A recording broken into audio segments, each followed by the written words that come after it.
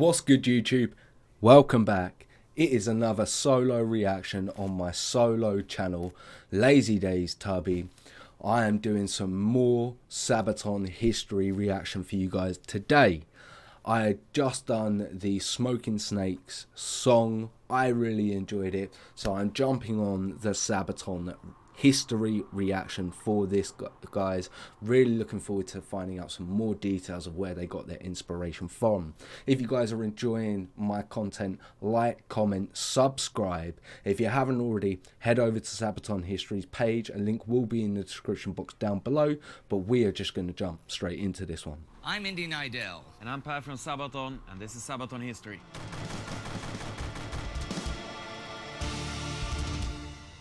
You might not think of Brazil when you think of World War II, but the Brazilian Expeditionary Force fought well in Italy, producing three extraordinary heroes. Our song, The Smoking Snakes, is about the memory of those people. Okay. And we actually went down to Juez Fora in Brazil and met the people who served with them.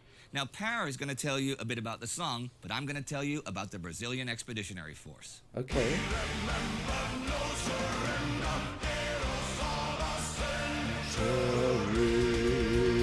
When you think of the major combatants of the Second World War, Brazil is usually not the first nation that springs to mind. And indeed, No, it's not. if it had been up to the Brazilian government, they would have preferred to stay out of the conflict. I think many governments would have in the preferred to stay out 1920s, of it. Brazil was haunted by internal conflicts, both politically and socially. Radicals on the left and on the right fought for control of the state, and a series of coups and insurrections destabilized the country.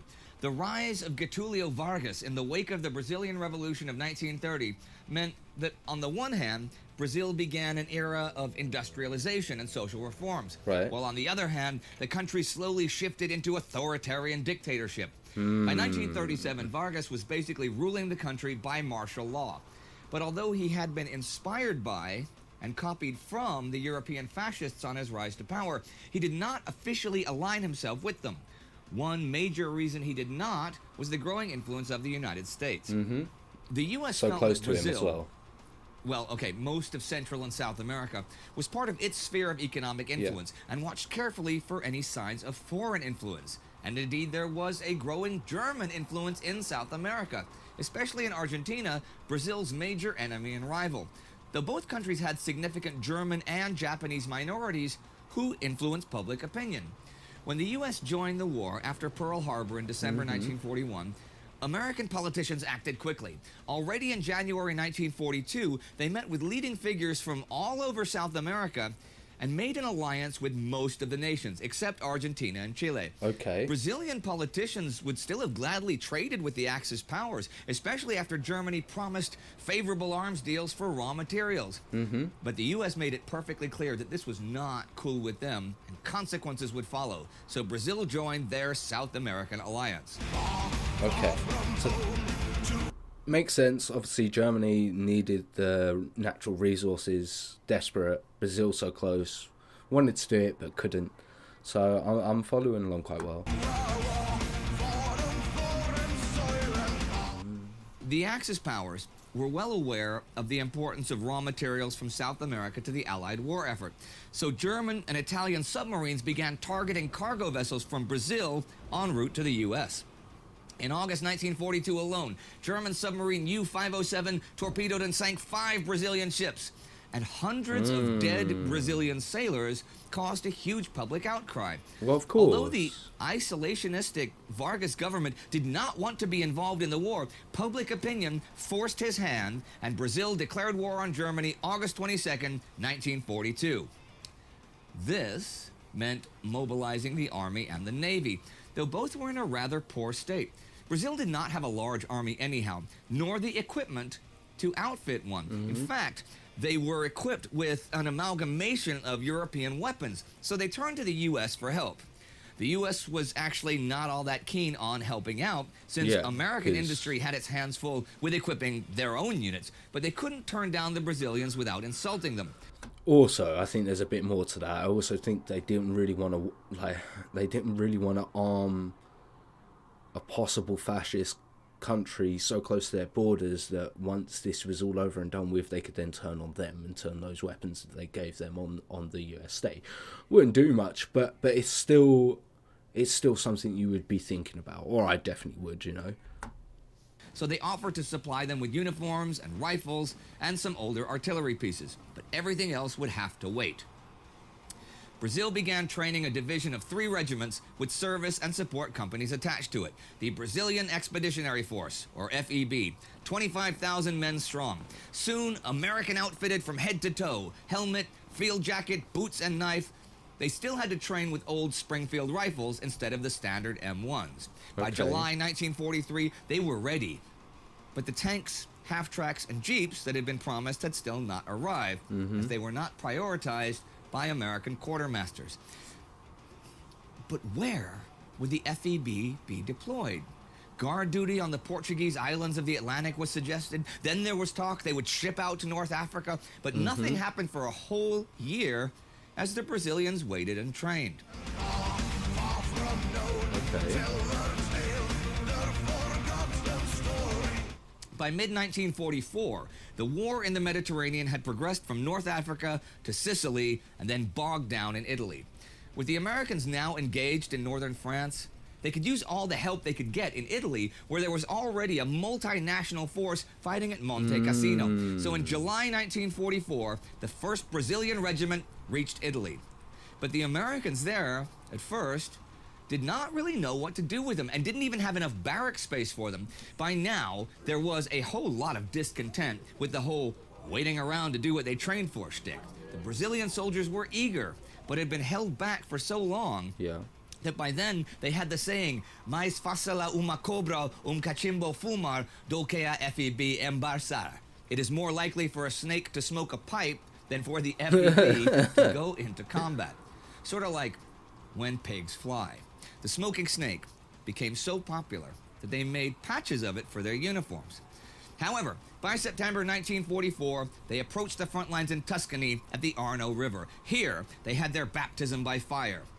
Most of the Brazilian troops were dangerously green in spite of the extensive training because only a few older officers had actual combat experience from the Brazilian Revolution. But they fought skirmishes against German and Italian units until the winter came. Allied High Command was determined to make a northern Italian push in spring 1945 with the aim of capturing Bologna. For that, they would have to first secure the high ground in northern Tuscany. So in the winter of 44-45, the Brazilians were sent out to fight in the mountains in temperatures down to minus 20 degrees and often against veteran German Gebirgsjäger. Most of the Brazilians had never seen snow before. Fighting in the mountains... Could you imagine? Could you imagine? I'm trying to think of that. Like, you know what snow is. You've heard about it. But you have never seen it. So it's just that thing that you get told about. And then it actually starts snowing. You're in a foreign place. You're fighting. You've never seen war before. These men must have been terrified. Don't you not feel envious of them at all? I feel sorry for them. That's a horrible thing to be in. Like, a horrible situation to be in. Was as tough as you might imagine. The terrain was difficult, and the Brazilians engaged German forces at Monte Castello, a well-defended artillery position. They were often sent out at night on combat patrols to infiltrate the German lines, probe their defenses, and capture prisoners. As the 1945 campaign season began, Allied High Command began Operation Encore. This was a combined American-British offensive to finally drive the German 10th and 14th armies out of Italy. The Brazilians, supporting the Americans, would send out their whole division. They were tasked with attacking Montese, a major German strongpoint in the south of the Po Valley. The attack on the city was planned for mid-April, and the Brazilians would advance on the left flank of the American thrust, this time even supported by armor. Okay. Prior to the attack, the Brazilians sent out patrols to reconnoiter the heights and villages around the city, or to clear minefields and update the maps. But the German infantry lay in wait, and on April 14th, right before the main attack, the Brazilian Mountain Infantry Patrol, consisting of Geraldo Baita da Cruz, Arlindo Lucio da Silva, and Geraldo Rodrigues de Souza, was ambushed by a large German force. Spotted by a German machine gun, the three men ran for cover. They were heavily outnumbered and could not be reinforced, but they did not surrender. Instead, they returned fire until their ammunition ran dry and mortar shells began falling around them.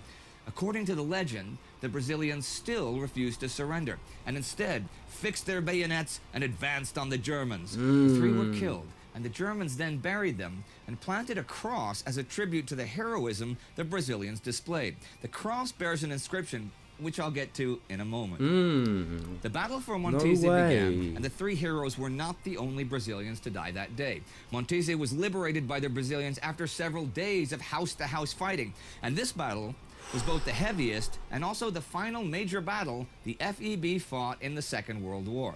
Fighting continued after the battle as the Germans retreated, but once Mussolini was killed by Italian partisans on April 28th, the unconditional surrender of the Axis forces in Italy was signed.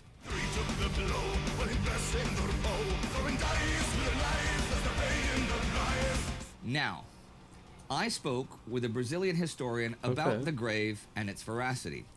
The FEB's burial platoon did find a grave with a cross and the inscription Drei Tapfere Brasil, and the soldiers were identified by their dog tags. This is beyond doubt. For the Germans to bury them at all is very unusual. Corpses were often booby-trapped even, so you have to wonder what they did to impress the Germans. The bayonet charge and facing German fire is likely, though not definitely, an invention. The grave also bears the date January 24th, 1945, long before the fighting for Montese. However, the more famous version of the story is what I said from the Montese fighting, and with Drei Brasilianische Helden, 3 Brazilian heroes, on the grave. So there are two competing stories, and we don't know for sure what those brave men in the grave specifically did. Anyhow, the battle for Italy was over, and so was the war for the FEB. For the Brazilian national conscience, the death of the 3 heroes became synonymous with their struggle. In a war far from home, in an unfamiliar land, on unfamiliar ground, this fight has become legend, and we will never know what happened exactly on that day. But the story of those brave Brazilian men helps us make sense of the seemingly senseless death of endless millions on the battlefields of the world. These 3 young men died fighting selflessly against the Nazis to save countless other lives, the lives of strangers. And that is the ultimate sacrifice, lest we forget.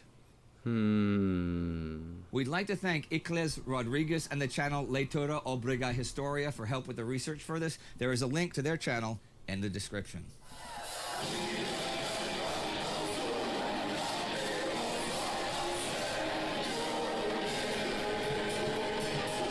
Now, I find it very interesting that you chose to write about Brazilians during World War II, you know? Yeah, it is an interesting thing, you know, but we get a lot of ideas from fans all across the world, and we do have a lot of Brazilian fans, so they kept giving us ideas. They've been writing here to us every week since we started saying Smoking Snakes. Yeah, we can imagine that. But actually this one was inspired by just researching. We were looking for stories about heroes. And I put in the word heroes on the internet. Yeah, in search engines on different languages. And when I put it in German, Helden, that's when I came across Drei Brasilianische Helden. As we saw in history. Yeah, and it was a bit difficult to find the correct information for it, because obviously we don't speak Portuguese. But they think you speak every language. Yeah. You guys are gods. Yeah, don't tell them that. All right, well, we don't speak all the languages, but we luckily have a lot of friends around the world who help us speak these languages. And some years later, we are finding ourselves on a tour in Brazil. In the city of Curitiba, we went actually to the Smoking Snakes Museum. Where we met with some veterans, and we were awarded with a medal for the memory of keeping for commemorating the... Okay, cool. And later we went to a city called Juez de Fora, where obviously the 3 people that we sing about in the song came from. And as we were standing backstage before the show was about to begin, the promoter of the concert came and said, "We have a special guest here tonight who would like to meet with you." and in came an older man. Well, we understood he was a veteran, and he explained in Portuguese, though, that he was serving together with the guys that we were singing about. Oh, so he was fighting in Italy with them. Yes. The man was making a lot of funny jokes, Yeah. including one where he was poking at our singer, and he was poking him with the metal armor that he's wearing. Sure, okay. And he was like, that's not bulletproof, so you can't survive in war. And then he was looking at our drummer, who's a very tall guy, and said, you can't survive a war either, because you're simply too tall that the enemy will shoot you instantly. The snipers and stuff. Yeah. Then we took a couple of pictures with this man, and after that we say, thank you for showing up, and have a safe trip home, because we're gonna go onto the stage and perform the show now. Right. And he was like, yeah, I'm staying for the show. Okay. Okay. And we thought, oh, you know, it's going pretty wild out there. It's a heavy metal crowd out there, and they are Brazilians, so they are a very tough crowd. But the man said, yeah, but I did survive the war, didn't I? I think I'm gonna survive a heavy metal show. Survive a Sabaton.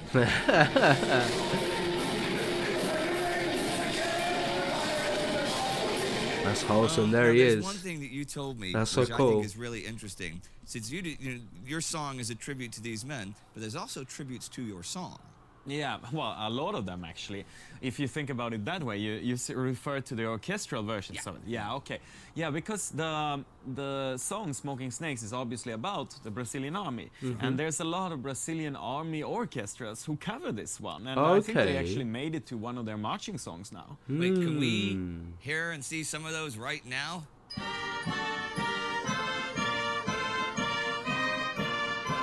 That's so cool. Imagine making a song and like the army taking it up.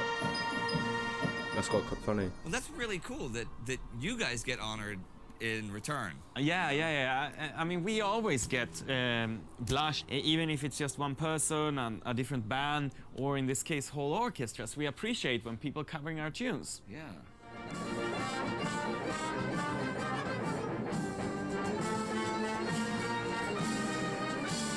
In some of our songs, it's actually funny when we are talking about a specific country. Yeah. We try as well sometimes to get in something of the local language.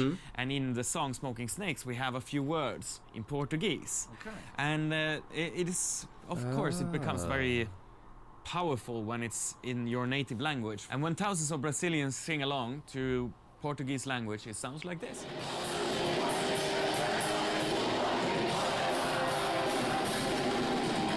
And that was the story behind Smoking Snakes. But we'll see you next time on the Sabaton History Channel.